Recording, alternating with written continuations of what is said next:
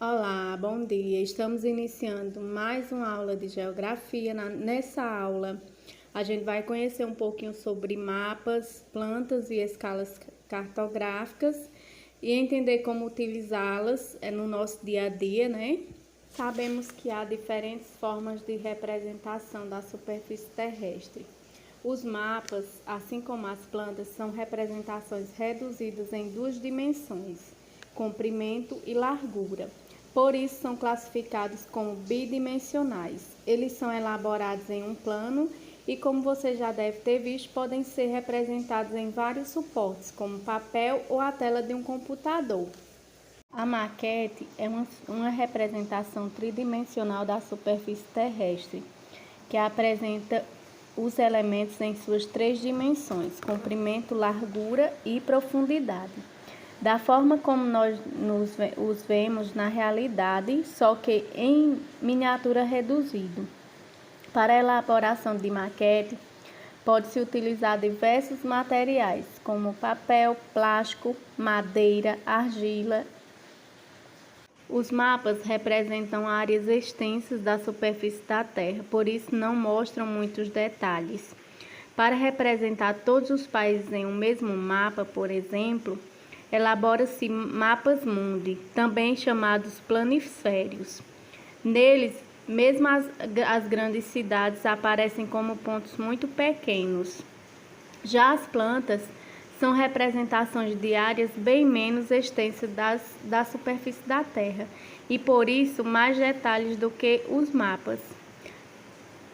Os mapas e as plantas são um meio de comunicação que representa diferentes aspectos do mundo real, como o relevo, o clima, a rede de transportes, o traçado das ruas em uma cidade, entre muitos outros. Isso é feito por meio de uma linguagem específica, a linguagem cartográfica, para que qualquer pessoa possa ler e entender o que eles estão informando.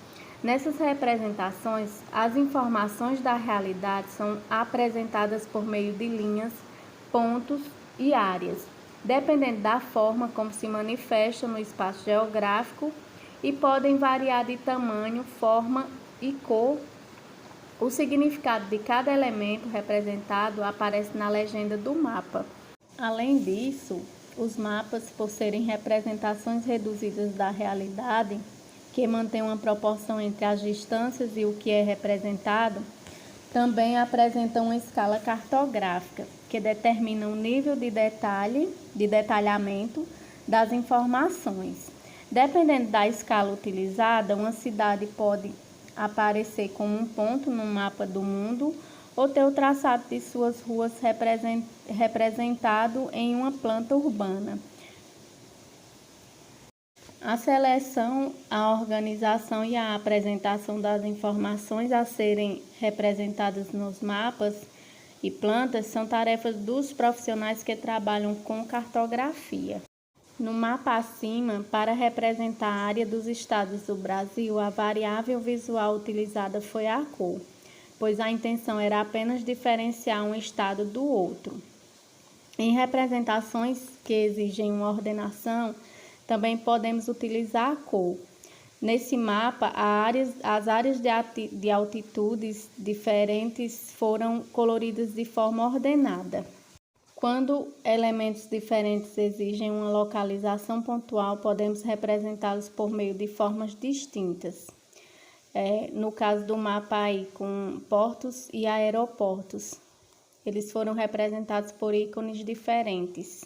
Em representações que exigem proporcionalidade, podemos utilizar a diferença de tamanho. No mapa acima, a participação dos países na produção de carvão mineral foi representada por círculos com tamanhos diferentes e o fluxo marítimo entre localidades é indicado por linhas de espessura diferente. Durante muito tempo, o ser humano só pôde observar e registrar o espaço geográfico visto do chão, às vezes de lugares mais altos, o que limitava muito as possibilidades de observação e confecção de mapas. Mas a partir das últimas décadas do século XIX, com os voos feitos em balões, foram tiradas as primeiras fotografias aéreas que serviriam de base para a cartografia. No século XX, os aviões começaram a ser usados para o estudo da superfície da Terra, principalmente durante a Primeira Guerra Mundial, quando as fotografias aéreas foram utilizadas na confecção de mapas usados na elaboração de estratégias militares. Durante a Segunda Guerra Mundial, esse processo foi aperfeiçoado. A partir de então, as fotografias aéreas passaram a ser utilizadas como um importante meio para a elaboração de representações cartográficas, pois com elas foi possível identificar e localizar elementos naturais e culturais da superfície da Terra, a partir da visão vertical. Essa técnica, ela possibilitou um grande avanço para a cartografia. A partir da década de 70, os cartógrafos passaram a contar com um eficiente instrumento para a observação da superfície terrestre e a produção de mapas, as imagens de satélite. Recentemente, a maioria dos produtos cartográficos tem sido feita com base nessas imagens. Os satélites artificiais são equipamentos lançados na atmosfera a quilômetros de altitude que se movimentam ao redor da Terra. Existem diferentes tipos de satélites que são utilizados para diversas finalidades, como os satélites meteorológicos e os de comunicação. Alguns satélites possuem sensores que captam a radiação emitida pela superfície terrestre e a transformam em imagens, reproduzindo extensas áreas do planeta em intervalos regulares. Essas imagens são utilizadas na produção de mapas com a identificação e interpretação de seus elementos. Atualmente, as imagens de satélites possuem alta resolução, permitindo a visualização detalhada de elementos naturais e culturais na superfície da Terra, como prédios, fábricas, rodovias, rios, árvores e outros mais. As imagens de satélites obtidas em pequenos intervalos podem revelar mudanças ocorridas nas paisagens e alterações em determinados fenômenos. Com base nessas imagens, pode-se, por exemplo, simular os efeitos de uma enchente nas margens de um rio, podendo ainda mostrar a mudança em uma área de cultivo ao longo do tempo e a expansão da malha urbana de determinada cidade, além de detectar desmatamentos em florestas. Para representar um cômodo, um quarteirão, um município, um país ou todos os países em uma folha de papel, você já sabe que é preciso fazer uma redução. E para que essa redução mantenha uma proporção entre as medidas representadas e as reais, ela deve ser realizada por meio de uma escala. Em outras palavras, a escala informa quantas vezes o tamanho real foi reduzido para ser representado no mapa ou na planta. Um mapa mundi apresenta uma escala pequena porque exibe poucos detalhes em função da redução ser muito grande. Já a planta de um quarto, por exemplo, apresenta uma escala grande porque apresenta mais detalhes em virtude da pequena redução. Há duas formas de representar a escala, a gráfica e a numérica. A escala gráfica é representada por uma reta ou barra dividida em partes iguais como uma régua. Ela permite visualizar mais rapidamente a proporção entre o tamanho real e a representação. E a escala numérica é representada por uma fração. Quando alguém lhe pergunta seu endereço, como você responde? Quais informações são importantes para uma pessoa localizar sua moradia? Possivelmente, você indica o nome da rua ou avenida onde se localiza sua casa, o número, o bairro e o município. Você pode ainda informar o estado e o país. Nas áreas urbanas do Brasil, o endereço de uma moradia corresponde a um número que fica em uma rua ou avenida de um bairro.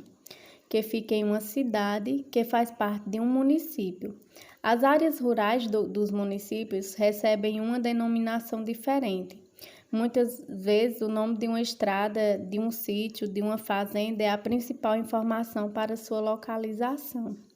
O município pertence a um estado que faz parte do país. Com esse endereço, qualquer pessoa no mundo pode nos localizar.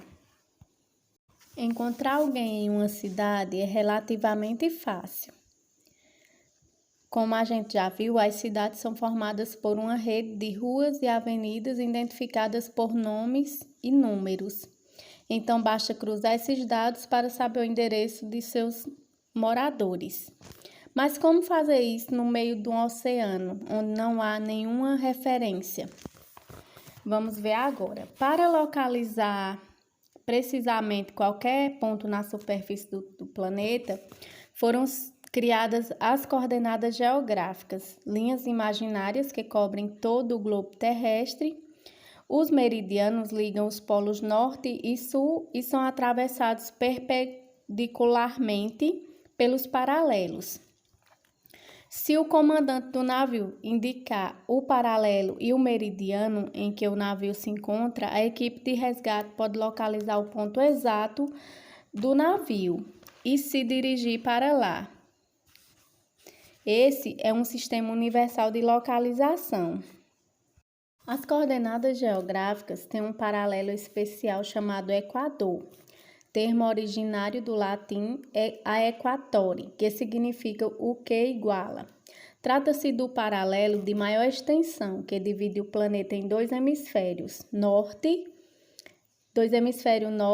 também chamado boreal ou setentrional, e sul, também denominado austral ou meridional. Os trópicos de Câncer e de Capricórnio e os círculos polares Ártico e Antártico são outros paralelos importantes. Entre os meridianos, a escolha da linha que divide a Terra em dois hemisférios, leste oriental e oeste ocidental, foi política, já que qualquer meridiano divide a Terra em duas metades iguais.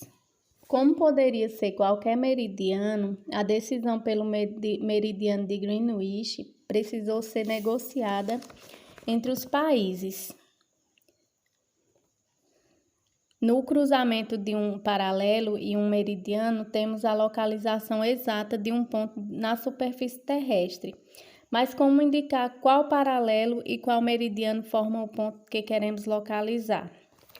Os paralelos são definidos pela distância em graus a partir da linha do Equador em direção ao norte e ao sul. Esta distância é chamada latitude. Já os meridianos são identificados por sua distância em graus a partir do meridiano de Greenwich em direção a leste e oeste. Esta distância é chamada longitude. O meridiano de Greenwich corresponde à longitude 0 grau. O GPS é um sistema de orientação e navegação por satélite desenvolvido e operado pelo Departamento de Defesa dos Estados Unidos.